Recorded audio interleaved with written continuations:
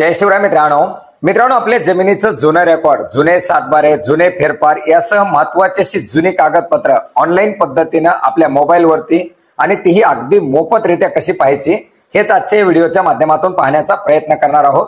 मित्रांनो, राज्य शासनाच्या माध्यमातून कागदपत्र गहाळ होत आहेत, कागदपत्र खराब होत आहेत।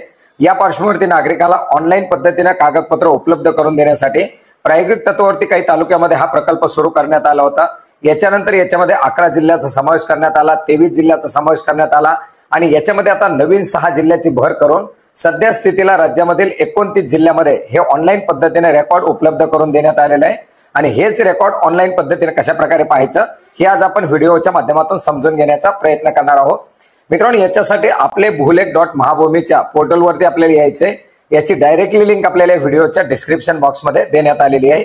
या पोर्टलवरती आल्यानंतर आपल्याला युजर आयडी पासवर्ड विचारला जाईल। आता आपल्याकडे युजर आयडी पासवर्ड पूर्वी क्रिएट केलेला असेल तर आपण त्या ठिकाणी टाकू शकता आणि आपल्याला याच्याबद्दल काही माहिती नसेल तर नवीन रजिस्टर या ठिकाणी आपल्याला करायचं आहे। नवीन रजिस्टर करावरती क्लिक केल्यानंतर आपल्या समोर एक पुन्हा एकदा पेज खुलेल ज्याच्यामध्ये आपल्याला काही महत्त्वाची माहिती विचारली जाणार आहे। याच्यामध्ये आपलं स्वतःचं नाव, वडिलांचं नाव, आडनाव, याच्यानंतर जेंडर, जे काही नॅशनॅलिटी याच्याबद्दलची सर्व माहिती आपल्याला द्यायची आहे। याच्यानंतर आपल्याला आपला व्यवसाय काय याच्याबद्दलची माहिती द्यायची आहे। मेल आयडी, मोबाईल नंबर हे सर्व या ठिकाणी भरायचे। जन्मतारीख या ठिकाणी सिलेक्ट करायची आहे।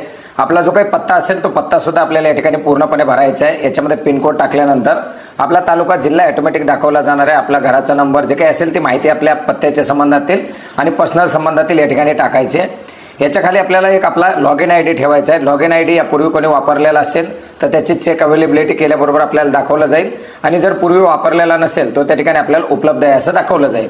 याच्यानंतर पासवर्ड सेट करायचा आहे ज्याच्यामध्ये अक्षर, एक स्पेशल कॅरेक्टर आणि याच्यानंतर नंबर।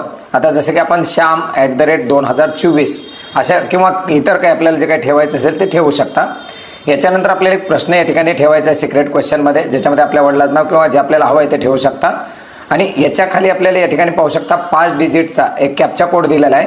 हा कॅप्चा कोड याच्यामध्ये टाकायचा आहे आणि शेवटी सबमिट वरती क्लिक करायचे। हे सबमिट केल्यानंतर आपला युजर आयडी आणि पासवर्ड जनरेट झालेला आहे। हा युजर आयडी पासवर्ड आपल्याला टाकून पुन्हा एकदा लॉग इन करायचे। लॉग इन केल्यानंतर आपण पाहू शकता याच्यावरती खूप सारे ऑप्शन दाखवले जात आहेत। या ठिकाणी हेल्पचं ऑप्शन दिलेलं आहे ज्याच्यामध्ये आपण काही मदत असेल तर ते मदत पाहू शकतो। ॲडव्हान्स सर्च आहे, वेगवेगळ्या कागदपत्रानुसार, वेगवेगळ्या कार्यालयानुसार सुद्धा आपण सर्च करू शकता। आणि आपल्याला हे सर्व करायचं नसेल, सिंपली काही कागदपत्र पाहिजे असतील तर आपण या ठिकाणी जनरल सर्च मधून सुद्धा सर्च करू शकता। याच्यामध्ये आपण पाहू शकता सर्वात प्रथम आपल्याला ऑप्शन दिलेली आहे ती म्हणजे कार्यालय निवडण्यासाठीची। कार्यालय निवडावरती क्लिक केल्यानंतर आपल्याला याच्या अंतर्गत जी कार्यालय आहेत, सिटी सर्व्हे ऑफिस असेल, SLR ऑफिस असेल किंवा तहसील कार्यालय असेल, ही कार्यालय दाखवली जातील। ज्या कार्यालयाच्या अंतर्गत कागदपत्र आपल्याला पाहिजेत ते कार्यालय याच्यामध्ये निवडायचे। आता आपल्याला तहसीलच्या अंतर्गत कागदपत्र पाहिजेत, आपण तहसील कार्यालय निवडलेलं आहे। याच्यानंतर पुढचे ऑप्शन असणार आहे आपल्याला जिल्हा निवडण्यासाठीचे। याच्यामधून ज्या जिल्ह्यात आपल्याला कागदपत्र पाहिजे ते जिल्हा आपल्याला याच्यात निवडायचा। आपण पाहू शकता याच्या अंतर्गत आता 29 जिल्हे समाविष्ट करण्यात आलेले आहेत। याच्यापैकी आपला जो जिल्हा असेल किंवा जे जिल्हा आहे ते आपल्याला सिलेक्ट करायचा आहे। जिल्हा सिलेक्ट केल्यानंतर आपल्याला तालुका निवडण्यासाठीचे ऑप्शन येईल। तालुका निवडायचा आहे। तालुका निवडल्यानंतर आपल्याला गाव निवडायचं आहे।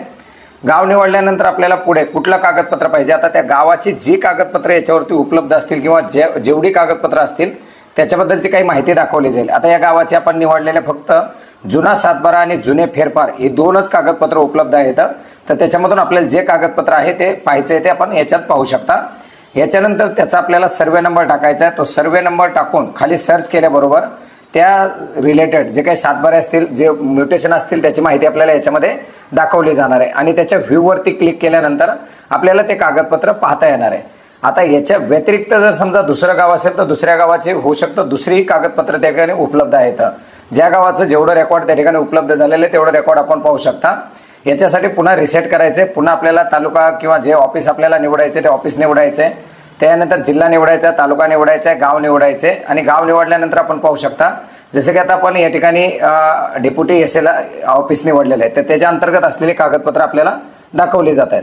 सिटी सर्व्हे ऑफिस निवडलं, जिल्हा निवडला, तालुका निवडला, त्याच्यानंतर आपलं जे काही सिटी सर्व्हेसाठीचं गाव असेल ते निवडलं तर आपण सिटी सर्व्हे ऑफिसच्या अंतर्गत ज्या गावाची जी कागदपत्र असतील ती कागदपत्र याच्यामध्ये आपण पाहू शकता। जसे की प्रॉपर्टी कार्ड असेल किंवा इतर काही महत्त्वाचे अशी कागदपत्र असतील ते कागदपत्र आपल्याला याच्या अंतर्गत पाहता येणार आहेत।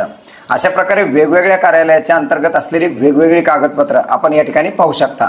आता तहसील कार्यालयाच्या अंतर्गत सुद्धा आपण जर पाहिलं तर काही तहसील कार्यालयाच्या अंतर्गत वेगळी वेगळी जसं की काही इनाम पत्र असेल किंवा इतर कागदपत्र असतील ती सुद्धा ऍड करण्यात आलेली आहेत. ते कागदपत्र सुद्धा आपण त्याच्यामध्ये पाहू शकता. आता सिटी सर्वे मध्ये सुद्धा आपण पाहू शकता त्या जे काही आपण गट नंबर टाकला असेल, सर्वे नंबर टाकला असेल, त्याचे जे काही जुने जे काही वेगवेगळे सातबारे असतील, जे प्रॉपर्टी कार्ड असतील ते आपल्याला या ठिकाणी दाखवले जात आहेत.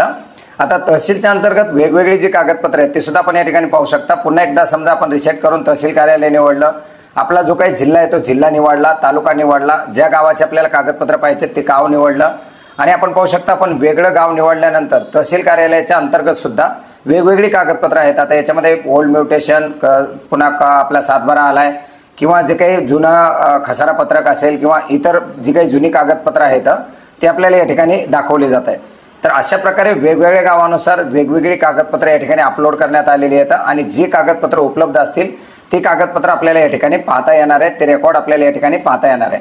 आता आपल्याला आता समजा आपल्याला एक सातबारा पाहायचा आहे, तर जो सातबारा आपल्याला या ठिकाणी पाहायचा असेल ते आपण त्या सातबाऱ्याच्या सर्वे नंबर टाकून त्या सातबाऱ्यावरती क्लिक करायचे. आता समजा आपण एक गट नंबर टाकलेला आहे, गट नंबर टाकून त्याचं जे काही रेकॉर्ड असेल त्या रेकॉर्डवरती क्लिक केलेलं. आता रेकॉर्ड क्लिक केल्यानंतर कोणत्या वर्षाचं आपल्याला रेकॉर्ड पाहिजे त्याची ऑप्शन दाखवलेली आहे. त्या वर्षाच्या रेकॉर्डच्या पुढे व्ह्यू वरती क्लिक केल्यानंतर आपण पाहू शकता आपल्याला हे जुने रेकॉर्ड या ठिकाणी दाखवलं जात आहे. आता प्रत्येक वेळेस प्रत्येक वर्षी त्याच्यामध्ये रेकॉर्डमध्ये काही ना काही बदल होत आहे. त्याचा नमुना 7, नमुना 12 असे वेगवेगळी कागदपत्र सुद्धा याच्या अंतर्गत अपडेट आहे येणार आहे. तर मित्रांनो अतिशय सोप्या अशा पद्धतीने अगदी काही मिनिटांमध्ये ऑनलाईन पद्धतीने अगदी मोफत मध्ये आपण हे जुने रेकॉर्ड पाहू शकता. मित्रांनो एकूण 34 जिल्ह्यापैकी 29 जिल्ह्याचं रेकॉर्ड अपडेट करण्यात आलेले 5 जिल्ह्याचं रेकॉर्ड सुद्धा साधारणपणे 1 ते 1.5 महिन्याच्या कालावधीमध्ये ऑनलाईन पद्धतीने उपलब्ध करून देण्याची तयारी शासनाच्या माध्यमातून सुरू आहे. ते रेकॉर्ड उपलब्ध झाल्यानंतर सुद्धा त्याचं देखील अपडेट आपण देऊ, परंतु सध्या तरी 29 जिल्ह्यामधील हे महत्त्वाचं असं उपलब्ध करून देण्यात आलेलं रेकॉर्ड आपण अगदी निशुल्क ऑनलाईन पद्धतीने पाहू शकता आणि याच्याच बद्दलची एक महत्त्वाची माहिती आजच्या व्हिडिओच्या माध्यमातून घेण्याचा प्रयत्न केलेला आहे. भेटूयात नवीन माहितीसह, नवीन अपडेटसह. धन्यवाद.